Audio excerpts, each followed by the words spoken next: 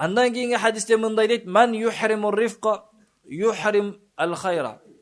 Кайсы бир инсан жумшактык сыфаттан куру калган болсо, бардык жакшылыктан кур калыптыр дейт. Bir адам жумшактык сыфаттан кур калса, жашоосунда катуу болсо, ал бардык жакшылыктардан кур калды дейт.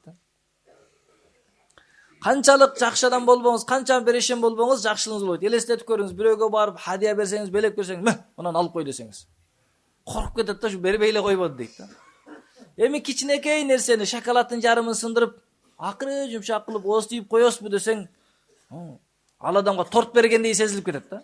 Чоң торту көтүп, мындан жеп алгының десе, мен ачка калбадым элем, неге алып келбей эле койбо дейт. Ошол үчүн адам жакшылык кылсаң да жумшактык менен кылгының адам чоң деп сезет.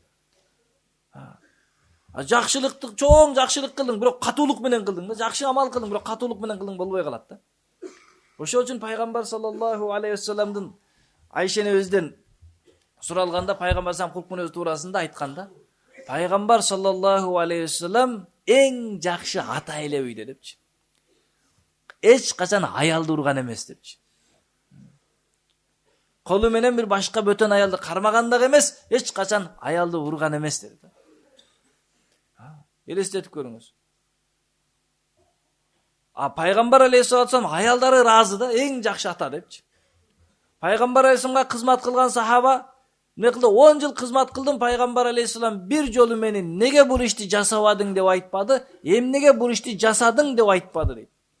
Кокус үйдөгүлөр эмнеге мындай кылдың десе, тийишпегиле, тагдырда ушундай жазылган экен, ушундай болуш керек болчу, болду деп айтат эле дейт. Жумшактык менен bir sahaba, bir adam gelip meçitke zara kılıp koydu. Sahabalar olturadılar. Açusu keldi ayabayçı. Sahabaların açusu keldi ayabay. Kebir sahabalar toktotkunga hareket kıldı. Peygamber sallam jon koy kıla dedi. İşini bütüreversin. Zara kılıp büttü. Zara kılıp bütkenden keyin Peygamber sallam anı çakırda akırın düşündürdü. Bul jeri meçit. Bul jerde zikir kılabız. Kur'an okuyubuz. Bul jerde namaz okuyubuz. Mınday kılgan jarabayt dedi. Makul dedi, çıkıp ketти. Ошол адам мактап жүрөт, эң жакшы адам пайгамбарсам депчи. Эң жакшы мугалим болчу пайгамбарсам. Урушкан жок, сөккөн жок, тилдеген жок деди да. Не деген сөздү айтып атат да? Сахабаларга айтты, ушул жерге бир чака суу куюп койгула, тазаланып калсын деди. Канчалык чоң, туура эмес иш кылды, бирок пайгамбарсам мамилеси канчалык жумшак болду да. Ошол үчүн кайсы бир инсан жумшактыктан кур калса, ал бүткүл жакшылыктан кур калыптыр да. Пайгамбар алейхиссалату вассаламдын эки түрдүү сыфаты бар эле. Сыфатул жалал деп коет, пайгамбар салам ачуусу келет эле. Ачууланат эле. Бирок анын орду бар эле да. Душмандарга, Алланын душманына, шайтанга ачууланат эле. Динди бузгандарга ачууланат эле. Бир бар пайгамбар саламдын жумшак сыфаттары бар эле. Жумшак мамиле кылат эле да. Үй бүлөсүнө, сахабаларга, мусулмандарга, кедейлерге, динди түшүнө албай жүргөн жаңы келгендерге аябай жакшы мамиле кылат. Туткунга түшкөндөргө да жакшы мамиле кылат эле да. Бизде деле бар ушул эки сыфат. Ачуубуз да келет, жумшакта мамиле кыла алабыз. Бирок биздики орду алмашып калган. Үйдөн киргенде ачууланып баштайбыз. Туткунга түшкөндөргө мамиле кылгандайчы. Үйдөн чыкканда жумшак болуп калабыз. Эгерде кафеге баргандагы мамилебизди, кафеде отуруп алып баягыга заказ берип, анан ошого рахмат айтып, бездаш деп акча берген мамилебизди үйгө кылганыбызда аялыбыз бүткүл дүйнөгө жар салмактан мен аялым, мен күйөөм эң жакшы депчи. Биздин жакшы жумшак сыфаттарыбыз көчөгө чыгып калып, баягы душманга, шайтанга, эл бузар, бузукуларга кыла турган жаман сыфатыбыз үйдүн içine кирип алган, катуу буз үйдүн içine, бардыгын уруш тополон кылабыз.